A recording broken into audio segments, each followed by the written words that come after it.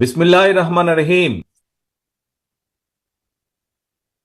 প্রিয় গোপালপুরবাসী সহ আজকের এই জনসভায় উপস্থিত টাঙ্গাইল জেলার বিভিন্ন এলাকা থেকে আগত ভাই ও বোনেরা, উপস্থিত মুরব্বীবর্গ, উপস্থিত মঞ্চে উপস্থিত আমার প্রিয় নেতা কর্মীবৃন্দ, আসসালামু আলাইকুম।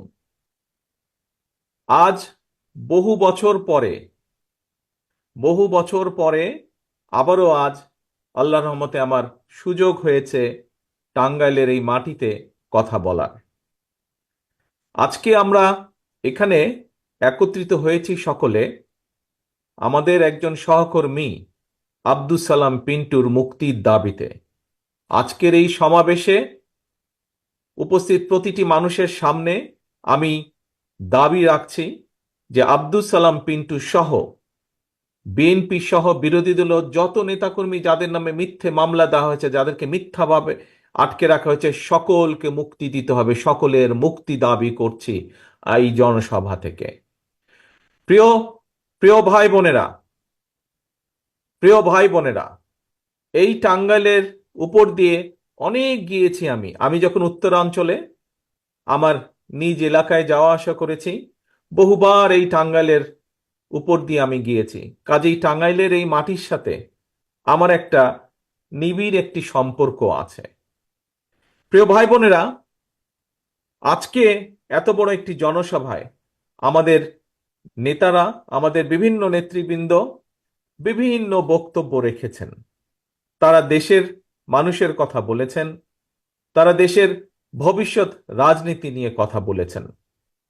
আপনারা নিশ্চয়ই কম বেশি পত্রপত্রিকায় দেখেছেন, রেডিও টেলিভিশনে শুনেছেন, আপনারা গত কয়েকদিনে দেখেছেন যে আমাদের দলের পক্ষ থেকে আমরা কতগুলো প্রস্তাবনা রেখেছি জাতির সামনে। বিগত প্রায় 17 বছরের আন্দোলনের ফলে, জনগণের এই আন্দোলনের ফলে জনগণের বিজয় অর্জিত হয়েছে গত 5ই আগস্ট। যেই বিজয়ের মাধ্যমে, জনগণের যেই বিজয়ের মাধ্যমে স্বৈরাচার পালিয়ে যেতে বাধ্য হয়েছে। এখন প্রিয় ভাই বোনেরা, স্বৈরাচার দেশ থেকে বিদায় হয়েছে। এখন আমাদেরকে দেশকে গড়তে হবে। আমরা দেশ এবং দেশের মানুষের সামনে দেশের কিছু মৌলিক বিষয়, দেশের রাজনীতির কিছু মৌলিক বিষয় পরিবর্তনের আমরা প্রস্তাবনা দিয়েছি। এগুলো আপনারা দেখেছেন, 31 দফা দিয়েছি। তার মধ্যে কতগুলো গুরুত্বপূর্ণ বিষয় এরই ভেতর বিভিন্নভাবে আমরা উল্লেখ করেছি আপনাদের সামনে। প্রিয় ভাই বোনেরা, আমি ব্যক্তিগতভাবে বিশ্বাস করি যে আমাদের যে আন্দোলনের মাধ্যমে স্বৈরাচারকে বিদায় করেছি আমরা, এই বিদায়ের মাধ্যমে আমরা গণতান্ত্রিক যে বিজয়, তার একটি অংশ আমরা অর্জন করেছি।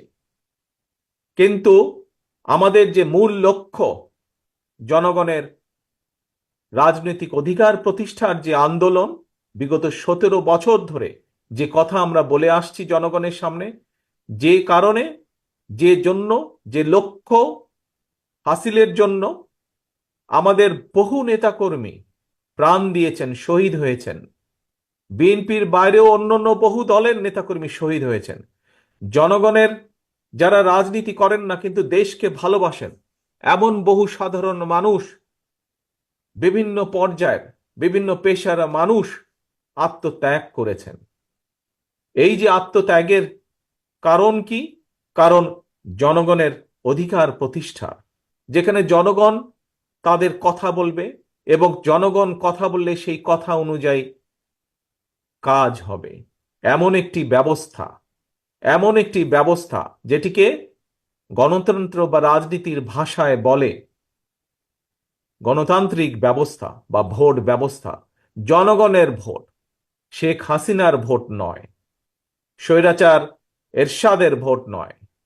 যেই ভোট যুদ্ধের জন্য বাংলাদেশের মানুষ বিএনপিকে সাথে নিয়ে বছরের পর বছর ধরে সংগ্রাম করেছে, যে গণতান্ত্রিক অধিকার রক্ষার জন্য বিএনপি জনগণকে সাথে নিয়ে বছরের পর বছর আন্দোলন সংগ্রাম করেছে, আমাদের সেই লক্ষ্য অর্জন করতে হবে। কিন্তু প্রিয় ভাই বোনেরা, শুধু রাজনৈতিক লক্ষ্য অর্জন করলেই আমরা বাংলাদেশকে গড়ে তুলতে পারবো না। আমাদেরকে যেরকম রাজনৈতিক যে অধিকার, রাজনৈতিক যে লক্ষ্য, সেটি যেমন আমাদেরকে অর্জন করতে হবে, একইভাবে আমাদেরকে অর্জন করতে হবে জনগণের অর্থনৈতিক মুক্তি। আমাদেরকে অর্জন করতে হবে জনগণের অর্থনৈতিক মুক্তি। আমাদেরকে সেই সকল সম্ভাবনার দ্বার আমাদেরকে উন্মোচন করতে হবে। আমাদেরকে সেই সকল সম্ভাবনার দ্বারগুলোকে খুলে দিতে হবে, যেই সম্ভাবনার দ্বারগুলোকে খুলে দিলে আমরা জনগণের অর্থনৈতিক মুক্তি অর্জন করতে সক্ষম হব। প্রিয় ভাই বোনেরা, আজকে আপনাদের সামনে আমি সেই রকম কয়েকটি সম্ভাবনার কথা তুলে ধরতে চাই। আমি দৃঢ়ভাবে বিশ্বাস করি, আমি যেই সম্ভাবনার কথাগুলো বলতে চাই আপনাদের সামনে, যে সম্ভাবনার কথাগুলো তুলে ধরতে চাই, এখানে উপস্থিত গোপালপুরের মানুষই শুধু নন, এখানে উপস্থিত গোপালপুরের বাইরেও যত মানুষ আছেন, প্রতিটি মানুষ আমার সাথে একমত প্রকাশ করবে। আসুন সংক্ষেপে আপনাদের সামনে সেই সম্ভাবনার কথাগুলো বলি। প্রিয় ভাই বোনেরা, যখনই বাংলাদেশে টাঙ্গাইল জেলার কথা আলোচিত হয়, মানুষের চোখের সামনে দুটো বিষয় ভেসে ওঠে। এক, টাঙ্গাইলের শাড়ি, দুই, টাঙ্গাইলের চমচম। প্রিয় ভাই বোনেরা, গোপালপুরের পাশেই দেলদুয়ার একটি জায়গা আছে। যদিও সেখানে শাড়ি হয়, কিন্তু আমরা এটাও জানি শুধু দেলদুয়ার নয়, গোপালপুরেও বহু জায়গায় বহু ঘরে শাড়ি উৎপাদন বা তৈরি করা হয়। গোপালপুরের এই শাড়ি দেশব্যাপী খ্যাতি রয়েছে, বিখ্যাত। গোপালপুরের বহু মা বোনেরা আছেন যারা এই শাড়ি উৎপাদন ব্যবস্থার সাথে যারা জড়িত। কেউ সুতা রং করেন, কেউ হয়তো সুতা শুকান। প্রিয় ভাই বোনেরা, আজকে আমাদের এই সম্ভাবনাকে, গোপালপুরের এই সম্ভাবনা, শাড়ির যে সম্ভাবনা, এই সম্ভাবনাকে আমাদের আরো সুন্দরভাবে সামনে দিকে বের করে আনতে হবে। অর্থাৎ এই সম্ভাবনাকে কাজে লাগিয়ে কিভাবে আমরা আরো মা বোনের কর্মসংস্থানের ব্যবস্থা করতে পারি, কিভাবে আমরা রঙের দাম, সুতার দাম, এগুলো আমরা আরো কমিয়ে আনতে পারি, যাতে করে এই পেশার সাথে যারা সংযুক্ত সেই মানুষগুলো যাতে করে তাদের আয় রুজি বৃদ্ধি করতে সক্ষম হন। এই পেশার সাথে যে শুধু মা বোনেরা জড়িত তাই নয়, এই পেশার সাথে বহু ভাইরা জড়িত। আজকে যদি আমরা এমন একটি সরকার পাই, যেই সরকারের পক্ষ থেকে উদ্যোগ গ্রহণ করা হবে যে এই এলাকায় আরো তাঁতের সংখ্যা বৃদ্ধি। আজকে যদি আমরা এমন একটা সরকার পাই, যেই সরকারের লক্ষ্য হবে কিভাবে সুতার দাম কম করা সম্ভব হয়, কিভাবে রঙের দাম কম করা সম্ভব হয়, এবং এর মাধ্যমে আরো বেশি সংখ্যক মানুষ এই পেশায় সংযুক্ত হওয়ার মাধ্যমে তাদের আয় উন্নতি, রুজি বৃদ্ধি করতে সক্ষম হন। প্রিয় ভাই বোনেরা, এটি হচ্ছে বিএনপির রাজনীতি, এটি হচ্ছে শহীদ জিয়া, দেশনেত্রী খালেদা জিয়ার উন্নয়ন উৎপাদনের রাজনীতি। অর্থাৎ জনগণের যেই সম্ভাবনা আছে, যেই সম্ভাবনার মাধ্যমে জনগণ সামনে এগিয়ে যেতে পারবে, অর্থনৈতিক মুক্তি আনতে পারবে, সেগুলোকে বের করে নিয়ে আসা। প্রিয় ভাই বোনেরা, আজকে আমাদেরকে এমন একটি সরকার দরকার, আমাদের যেই সরকার মানুষকে সহযোগিতা করবে এই এলাকার মানুষ যারা এই শাড়ির উৎপাদনের সাথে সংযুক্ত, তাদেরকে বুদ্ধি পরামর্শ দিবে, তাদেরকে দেখাবে, তাদেরকে উপায় বাতলে দিবে যে কিভাবে নতুন নতুন ডিজাইনের মাধ্যমে শাড়ির উৎপাদন এমন একটি পর্যায়ে নেওয়া যায়। আজকে গার্মেন্টসের পোশাক যেমন বিদেশে রফতানি হয়, আমাদের ভবিষ্যতে ইনশাল্লাহ পরিকল্পনা থাকবে কিভাবে এই এলাকার শাড়ি, সেটি দেলদুয়ার হোক, সেটি গোপালপুর হোক, সেটি এই এলাকার শাড়ি কিভাবে বিদেশে আমরা রফতানি করতে পারবো এবং বিদেশে রফতানি করার মাধ্যমে আমরা বৈদেশিক মুদ্রা অর্জন করতে পারবো। প্রিয় ভাই বোনেরা, আসেন আরেকটি সম্ভাবনার কথা আপনাদের সামনে তুলে ধরি। টাঙ্গাইলের চমচম, বিখ্যাত চমচম। এই যে চমচম, এই চমচম পৃথিবীর আর কোথাও পাওয়া যায় না।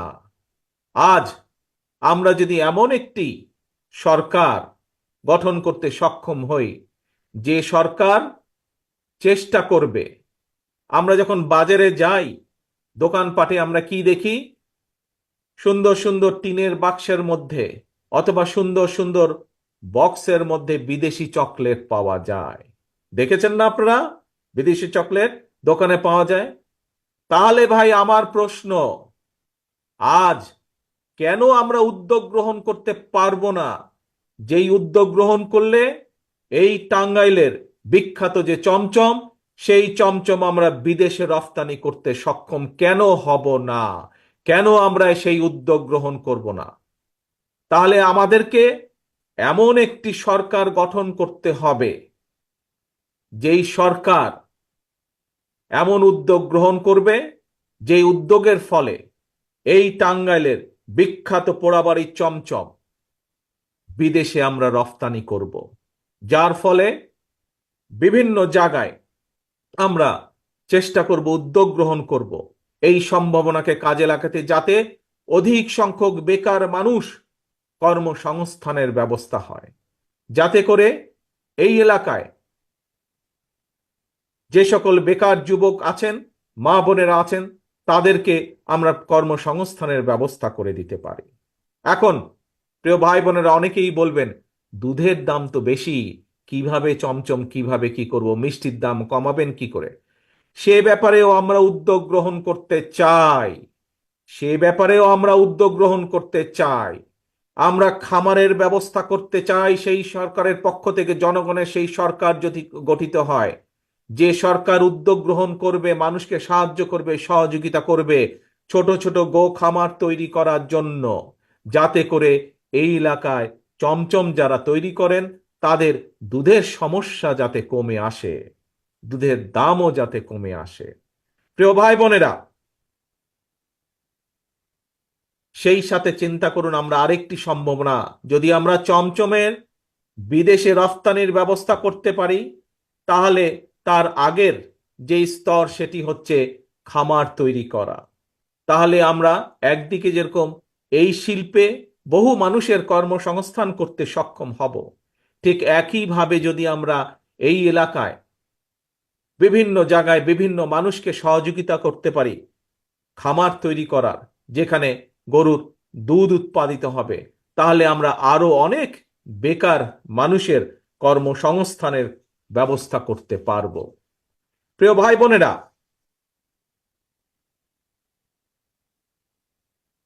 পানির প্রয়োজন। আজকে আমরা জানি যে বাংলাদেশের বিভিন্ন নদীতে পানির সংকট রয়েছে। আমরা দেখেছি কিছুদিন আগে আমাদের নোয়াখালী অঞ্চলে বন্যা হয়েছে। এই এলাকায় যে ছোট ছোট খালগুলো ছিল, ছোট ছোট নদীগুলো ছিল, সেগুলো আজকে প্রায় ভরাট হয়ে গিয়েছে। এখানে বহু মুরব্বী উপস্থিত আছেন। সেই সকল মুরব্বীদের পরিষ্কার মনে আছে, শহীদ রাষ্ট্রপতি জিয়া রহমানের সময় দেশে খাল খনন শুরু হয়েছিল এবং সেই খাল খননের মাধ্যমে দেশে কৃষকদের সেচের সময় যে পানির সংকট ছিল, সেই পানির সংকটের সমাধান করা হয়েছিল। প্রিয় ভাই বোনেরা, আজকে আমি আপনাদের সামনে আবার প্রস্তাব রাখতে চাই যে আমরা জনগণের সরকার প্রতিষ্ঠিত করতে সক্ষম হলে সেই খাল খনন কর্মসূচি আমরা আবার শুরু করব, যার মাধ্যমে বন্যা নিয়ন্ত্রণ যেমন করা সম্ভব হবে, একইভাবে কৃষকদের সেচ সুবিধা দেওয়া যেরকম সম্ভব হবে, একইভাবে আমরা প্রয়োজনীয় পানির সরবরাহ করতে পারবো মানুষের জন্য। সেটি সেই চমচমের জন্যও প্রয়োজন, সেটি আমাদের গো খামারের জন্যও প্রয়োজন, সেটি আমাদের বিভিন্ন কাজে প্রয়োজন পানির। সেই পানির সংকট আমরা দূর করতে সক্ষম হব। প্রিয় ভাই বোনেরা, এই এলাকা একটি, বিশেষ করে গোপালপুর এবং ভুয়াপুরের একটি বৈশিষ্ট্য আছে একটি উৎপাদনের ব্যাপারে। কি সেটি? বাংলাদেশের যে সকল অঞ্চলে প্রচুর পাট হয়, সেই সকল অঞ্চলগুলোর মধ্যে গোপালপুর এবং ভুয়াপুর উল্লেখযোগ্য। এখানে বহু মানুষ পাটের সাথে সংযুক্ত, পাট চাষের সাথে। প্রিয় ভাই বোনেরা, আজকে আমরা জানি কি অবস্থা এই পাটের। এই পাটের কি অবস্থা আমরা জানি। একসময় এই এলাকার ঝিনাই, ধলেশ্বরী বা বৈরান নদী দিয়ে বড় বড় নৌযানে করে, প্রচুর বড় বড় নৌযানে করে বোঝাই পাট সেই নারায়ণগঞ্জ জেলায় পাঠানো হতো। নারায়ণগঞ্জ জেলায় পাটের বড় বড় মিল ছিল আমরা জানি, কিন্তু আজকে সেই অবস্থাটা নেই। কিন্তু প্রিয় ভাই বোনেরা, আমরা এই পাট শিল্পকে, এই পাটের উৎপাদনকে যদি আমরা সঠিকভাবে কাজে লাগাতে পারি, তাহলে একদিকে যেমন পাট চাষি তারা যেমন পাটের ন্যায্য মূল্য পাবেন, ঠিক একইভাবে এই পাট দিয়ে শুধু টাঙ্গাইল জেলা না, আমরা বাংলাদেশে বহু মানুষের কর্মসংস্থানের ব্যবস্থা করতে সক্ষম হব। আমরা পাট দিয়ে অনেক কিছু তৈরি করতে সক্ষম হব। আমরা পাট দিয়ে আজকে এই যেই পলিথিন, সারা বিশ্বে পরিবেশ নিয়ে যেখানে যুদ্ধ শুরু হয়েছে, পরিবেশকে বাঁচানোর চেষ্টা করা হচ্ছে। আমাদেরও দেখেছেন, সেটি গ্রাম হোক, সেটি উপজেলা হোক, সেটি জেলা শহর হোক, সেটি ঢাকা শহর হোক, টাঙ্গাইল শহর হোক, যে কোনো শহর হোক না কেন, আমরা দেখেছি এই পলিথিনের ব্যাগ যেটি আমরা ব্যবহার করি, এই ব্যাগ ব্যবহারের ফলে কিভাবে পরিবেশে মারাত্মক একটি ক্ষতি হচ্ছে। বাংলাদেশ, বাংলাদেশের মাটি, বাংলাদেশের কৃষক বহু জায়গায় পাট উৎপাদন করে। এই পাট দিয়ে একসময় বস্তা তৈরি হতো, যা সারা বিশ্বে বাংলাদেশ থেকে সরবরাহ করা হতো।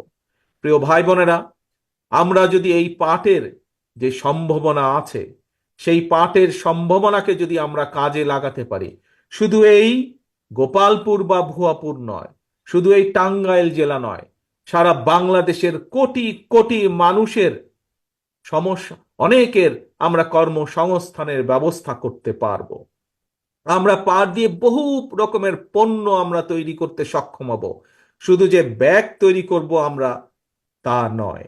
ব্যাগের বাইরে আমরা বিশ্বে এখন অনেক দেশেই আমরা যেই কাপড় পরিধান করি, পরনের কাপড়, সেই কাপড়ের সুতা পর্যন্ত এখন পাট দিয়ে তৈরি হচ্ছে। সেই সুতা আমরা তৈরি করতে সক্ষম হব। আমরা এখানে বিভিন্ন রকম কাগজ তৈরি করতে সক্ষম হব। আমরা ছাত্রদের পড়ালেখার জন্যই যেই খাতা কলম বই তৈরি করা হয়, আমরা পত্র পত্রিকা যেই কাগজে পড়ি, সেই সকল কাগজ আমরা তৈরি করতে সক্ষম হব। আমরা পাট দিয়ে আসবাবপত্র পর্যন্ত তৈরি করতে সক্ষম হব। প্রিয় ভাই বোনেরা, এটি একটি বিশাল সম্ভাবনা বাংলাদেশের মানুষের সামনে। আসুন এই সম্ভাবনাগুলোকে আমরা কাজে যদি লাগাই, কাজে যদি আমরা এটিকে লাগাতে পারি, আমরা যেই আমরা মানুষের, দেশের মানুষের ভাগ্যের যেই পরিবর্তন করতে চাই, ধীরে ধীরে আমরা সেই পরিবর্তন করতে সক্ষম হব। প্রিয় ভাই বোনেরা, এবার আপনাদের সামনে আমি আরেকটি সম্ভাবনার কথা বলতে চাই। আপনাদের পাশেই একটি উপজেলা বা থানা আছে, মধুপুর নাম চিনেন আপনারা? এখানে নিশ্চয়ই মধুপুরের বহু মানুষও আজ উপস্থিত হয়েছেন এই সভায়। মধুপুরেরও কিন্তু একটি একটি ফসল আছে মধুপুরের, যা সারা বাংলাদেশে বিখ্যাত। কি সেটি? জল ডুবি আনারস। নিশ্চয়ই আপনারা খেয়েছেন, না সবাই খেয়েছেন তো আপনারা আনারস। এখন প্রিয় ভাই বোনেরা, এই আনারসের সম্ভাবনাকে আমাদের কাজে লাগাতে হবে। আমরা যখন টেলিভিশনে দেখি, বিভিন্ন দেখি, বিদেশে আমরা দেখি বহু ফল ফ্রুটের কারখানা, তাদের সে সকল ফল ফ্রুট বিভিন্ন দেশে তারা রপ্তানি করে। এই যে মধুপুরের যে জলডুবি আনারস, অত্যন্ত সুস্বাদু আনারস। পৃথিবীতে যতগুলো আনারস বিভিন্ন দেশের আছে, তার মধ্যে মধুপুরের আনারস অন্যতম সুস্বাদু আনারস। আমাদেরকে উদ্যোগ গ্রহণ করতে হবে, উদ্যোগ গ্রহণ করতে হবে এই সম্ভাবনাকে কাজে লাগানোর জন্য। বহু মানুষ এই পেশার সাথে সংযুক্ত, এই মানুষগুলোকে আমাদের সহযোগিতা করতে হবে। এই আনারস চাষের সাথে যারা সংযুক্ত, তাদেরকে আমাদের সাহায্য করতে হবে, সহযোগিতা করতে হবে। একই সাথে বিভিন্ন ছোট ছোট উদ্যোক্তা যারা উদ্যোগ গ্রহণ করতে চান, তাদেরকে সহযোগিতা করতে হবে, যাতে তারা হিমাগার তৈরি করতে পারেন। যেই হিমাগারে আমরা মৌসুমের বাইরের সময় আমরা এই আনারসকে হিমাগারে রাখতে পারবো, যাতে যে সময় উৎপাদন হয় না সেই সময় যাতে মানুষ এই আনারসের স্বাদ গ্রহণ করতে পারে। আমাদেরকে উদ্যোগ গ্রহণ করতে হবে যেন সেই আনারস আমরা বিদেশে রফতানি করতে পারি। আমরা যদি আমাদের পাটজাত দ্রব্য বিদেশে রফতানি করতে পারি, আমরা যদি আমাদের শাড়ি বিদেশে রফতানি করতে পারি, তাহলে কেন আমরা মধুপুরের আনারস বিদেশে রফতানি করতে পারবো না? শুধু প্রয়োজন উদ্যোগ গ্রহণ করা, এবং উদ্যোগ কে গ্রহণ করতে পারবে? একমাত্র সেই সরকারি উদ্যোগ গ্রহণ করতে পারবে যেই সরকারটি জনগণের সরকার হবে, যেই সরকারকে জনগণ ক্ষমতায় বসাবে। একমাত্র সেই সরকারের মাধ্যমেই সম্ভব এই রকম উদ্যোগ গ্রহণ করা। প্রিয় ভাই বোনেরা, এবার আমি আপনাদের আরেকটি গোপালপুরের মানুষের সামনে আমি আরেকটি সম্ভাবনার কথা বলতে চাই, যেই সম্ভাবনার দ্বার এই গোপালপুরের মানুষ উন্মোচন করেছেন। কিন্তু আমি চাই এটিকে আরো বড়ভাবে সারা বিশ্বের সামনে তুলে ধরতে, সারা বিশ্বের আনাচে কানাচে পাঠাতে। আমার সামনে অনেকেই বসে আছেন, মাথায় টুপি দিয়ে বসে আছেন আপনারা অনেকেই, এখানে আমি দেখতে পাচ্ছি। গোপালপুরের একটি বিখ্যাত প্রোডাক্ট, টুপি তৈরি করেন। ঘরে ঘরে ছোট ছোট ছোট ছোট টুপির কারখানা আছে। এই টুপি কিন্তু আমরা যারা ওমরা করতে যাই, বাংলাদেশের মানুষ যারা হজ করতে যায়, মক্কা মদিনায় যখন আমরা যাই, এই গোপালপুরের টুপি কিন্তু আমরা আমাদের স্বজনদের জন্য কিনে নিয়ে আসি। ঠিক না কথাটা? গোপালপুরের টুপি এই দেশ থেকে এক্সপোর্ট হয়, রপ্তানি হয়। আবার আমাদের ভাই বোনেরা যারা যান, মা বোনেরা যারা যান হজ ওমরা করতে, তারা আসার সময় স্বজনদের জন্য টুপি নিয়ে আসেন। এখন প্রিয় ভাই বোনেরা, আমাদের এই টুপি শিল্পকে বিশ্বের, শুধু মক্কা মদিনায়, বিশ্বের আনাচে কানাচে বহু মানুষ আছে, বাংলাদেশি মানুষ বলেন, মুসলমান মানুষ বলেন, সারা বিশ্বে ছড়িয়ে আছে। আমরা চাই সেই উদ্যোগ গ্রহণ করতে, যে গোপালপুরের টুপি, এই বিখ্যাত টুপি শুধুমাত্র মক্কা বা মদিনায় থাকবে না, মক্কা মদিনার সাথে সাথে সারা বিশ্বে আমরা ছড়িয়ে দিতে চাই। এই পেশার সাথে বহু মানুষ যুক্ত আছেন। আমরা চাই সেই মানুষগুলোকে সহযোগিতা করতে, যাতে করে তারা এই শিল্পকে আরো অনেক বড় আকার দিতে পারেন। এই শিল্পের মাধ্যমে যাতে মানুষের কর্মসংস্থান হয়, সেই উদ্যোগ আমরা গ্রহণ করতে চাই, সেই মানুষগুলোকে আমরা সহযোগিতা করতে চাই। প্রিয় ভাই বোনেরা, এবার আসুন আরেকটি সম্ভাবনা। গোপালপুর বা টাঙ্গাইল জেলা, আমি যতটুকু দেখেছি, একটির পর একটি সম্ভাবনা আছে, একটির পর একটি সম্ভাবনা। এই সম্ভাবনাগুলোকে যদি কাজে লাগানো যায়, গোপালপুরের ঘরে ঘরে সচ্ছলতা ফিরে আসবে, প্রতিটি মানুষের ঘরে সচ্ছলতা ফিরে আসবে। কিন্তু ভাই বোনেরা, সেই সম্ভাবনাকে একমাত্র সহযোগিতা করতে পারে, কাজে লাগাতে পারে, যাই কথাটি বারে বারে বলছি, শহীদ জিয়ার সেই উৎপাদনের রাজনীতি, খালেদা জিয়ার উন্নয়ন উৎপাদনের রাজনীতি, অর্থাৎ আপনাদের সমর্থিত সেই জনগণের সরকার যদি আপনারা প্রতিষ্ঠিত করতে সক্ষম হন, তাহলেই আমরা একমাত্র এই সম্ভাবনাকে কাজে লাগাতে পারি, যেই সম্ভাবনার মাধ্যমে শুধু রাজনৈতিক মুক্তি নয়, আমরা বাংলাদেশের মানুষের অর্থনৈতিক মুক্তি পর্যন্ত অর্জন করতে সক্ষম হব। প্রিয় ভাই বোনেরা, এই এলাকার মানুষের অনেকের ঘরে ছোট্ট একটি প্রজেক্ট আছে, কারোটা ছোট, কারোটা একটু মাঝারি, কারোটা একটু বড়। কি সেই প্রজেক্ট? গরু মোটা তাজাকরণ প্রজেক্ট। অনেকেই এর সাথে যুক্ত আছেন, বহু তরুণ যুবকরা এর সাথে যুক্ত আছেন। প্রিয় ভাই বোনেরা, এই যে এই যে ছোট ছোট খামার, এই খামারগুলোকে শুধু গোপালপুর বা শুধু টাঙ্গাইলে সীমাবদ্ধ রাখতে চাই না, এইগুলোকে সারা বাংলাদেশে ছড়িয়ে দিতে চাই। এই খামারকে, এই মোটা তাজাকরণ খামার থেকে প্রতি বছর আমরা দেখেছি কোরবানি ঈদের সময় বহু কোরবানির গরু সরবরাহ করা হয় এখান থেকে। প্রিয় ভাই বোনেরা,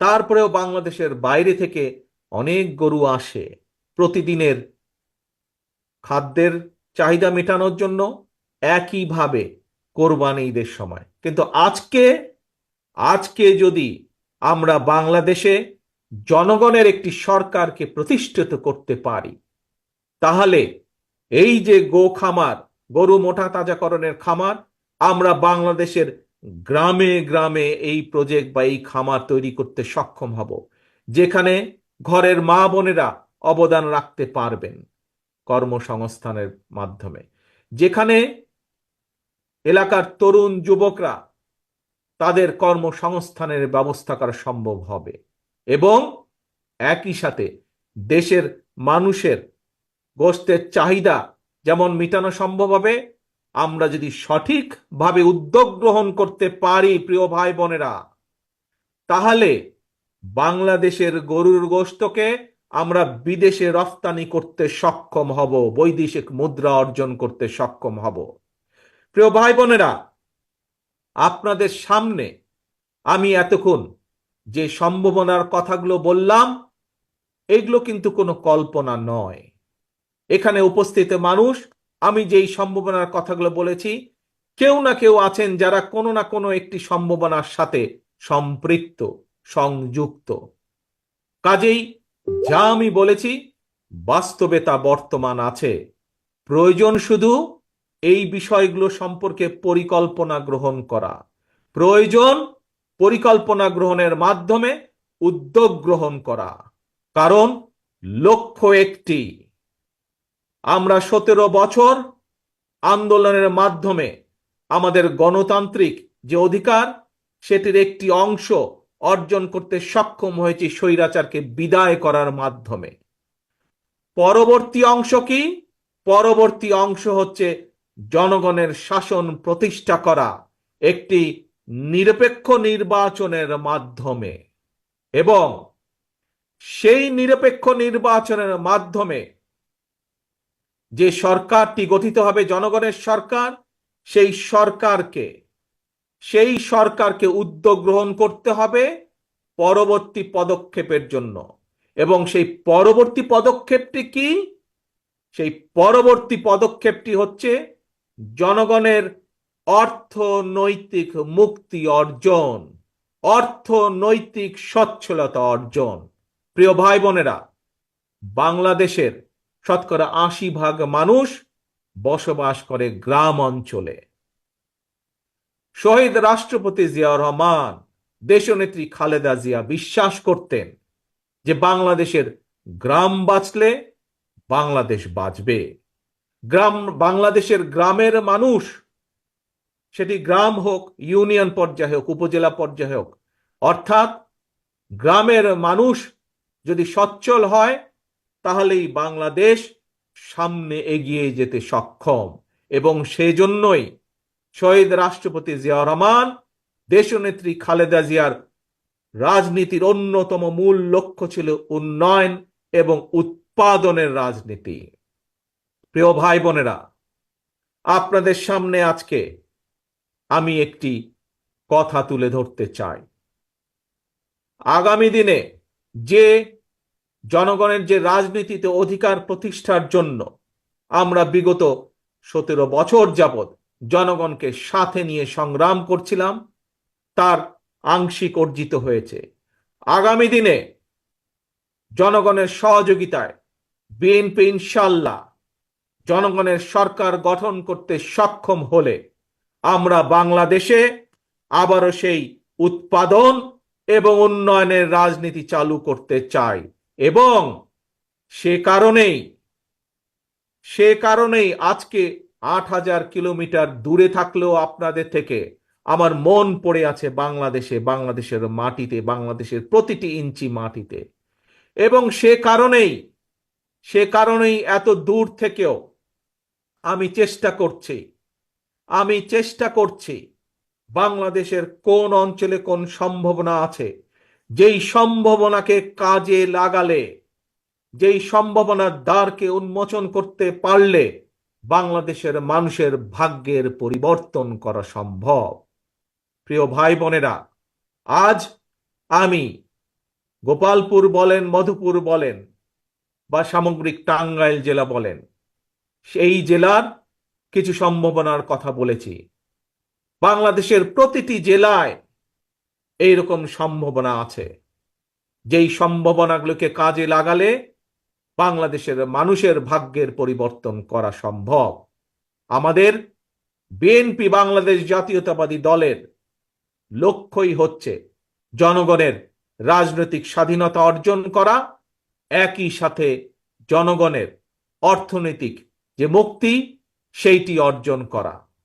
প্রিয় ভাই বোনেরা, আসুন আজ আপনাদের সহযোগিতায় যেমন ভাবে আমরা স্বৈরাচারকে বিদায় করতে সক্ষম হয়েছি, আসুন আপনাদের সাহায্য এবং সহযোগিতা পেলে আগামী দিনে আপনাদের সমর্থন নিয়ে সরকার গঠন করতে সক্ষম হলে আমরা এই সম্ভাবনার দ্বারগুলোকে উন্মোচন করব, যাতে করে বাংলাদেশের মানুষের অর্থনৈতিক মুক্তি অর্জন করা সম্ভব হয়। তবে প্রিয় ভাই বোনেরা, বক্তব্য শেষ করার আগে একটি কথা এখানে উল্লেখ করতে চাই। স্বৈরাচার বিদায় হয়েছে, স্বৈরাচারের প্রেতাত্মারা কিন্তু এখনো ঘোরাফেরা করছে। কাজেই তারা বিভিন্ন রকম বিভ্রান্তি ছড়ানোর চেষ্টা করছে। তারা আপনাদের এই প্রিয় দল, বাংলাদেশের মানুষের প্রিয় দল, এই দলের নাম ব্যবহার করে অনেকে বিভিন্ন রকম অনৈতিক কাজের সাথে সম্পৃক্ত হয়েছে।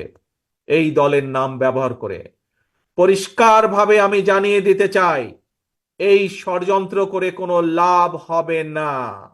বাংলাদেশের গণতান্ত্রিক আমি মানুষ এবং শহীদ জিয়া, খালেদা জিয়ার প্রকৃত সৈনিক যারা, তারা এই ব্যাপারে প্রতিরোধ গড়ে তুলবে এবং যে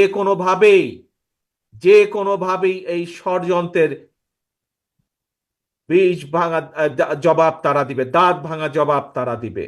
কাজেই প্রিয় ভাই বোনেরা, আপনাদের সহযোগিতা নিয়ে, আপনাদের সমর্থন নিয়ে বিএনপি আজও এত অত্যাচার নির্যাতনের মধ্যে টিকে আছে। আজ আবারও যদি আপনাদের সাহায্য সমর্থন অব্যাহত থাকে, তাহলে ইনশাল্লাহ আমরা সেই বাংলাদেশ গড়তে সক্ষম হব। বাংলাদেশ জাতীয়তাবাদী দলের নেতৃত্বে আমরা সেই বাংলাদেশ গড়তে সক্ষম হব, যেই বাংলাদেশের মানুষ একাধারে যেমন রাজনৈতিক স্বাধীনতা ভোগ করবে, ঠিক একইভাবে বাংলাদেশের মানুষের অর্থনৈতিক মুক্তি অর্জনের সেই সম্ভাবনার দ্বার উন্মোচিত হবে। আসুন আমাদের সেই প্রত্যাশিত বাংলাদেশ গড়ার প্রতিজ্ঞা করে আমরা আজকে এখানে জনসভা শেষ করি। আমরা আমাদের সেই প্রত্যাশিত বাংলাদেশ গড়ার প্রতিজ্ঞা করে শপথ নিয়ে আজকে আমি আমার বক্তব্য শেষ করছি। আল্লাহ হাফেজ। বাংলাদেশ জিন্দাবাদ। বাংলাদেশ জাতীয়তাবাদী দল জিন্দাবাদ।